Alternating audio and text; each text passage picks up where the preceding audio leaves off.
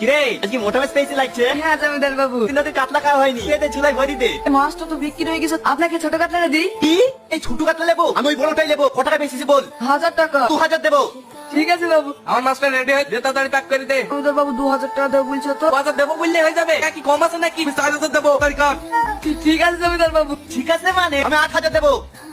কিন্তু বাটুক না বকা দিত না বেশি। আমি মেলা পেয়েছি চ এই চেষ্টা করে খাওয়া হবে। এই বিশু, হলুদ জামা পরে ওই সুন্দরী মেয়েটা কে রে? ওই মেয়েটা ও তো রিয়াদের মেয়ে কথা। আরে আমি এক জায়গায় পছন্দ করে ফেলেছি, দেখলে তোমার পছন্দ হয়ে যাবে, একবার পরিবর্তন দেখতে।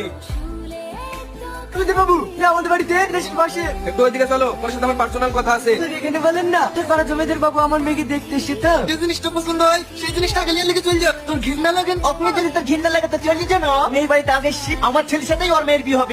আমি এই বাড়িতে আগে এসেছি, আমার ছেলের সাথেই ওর মেয়ের বিয়ে হবে। কথাটা মাথায় থেকে জানে। কালটুর লোকের কথা ছেড়ে দে, শোনো রিয়াজ ভাই,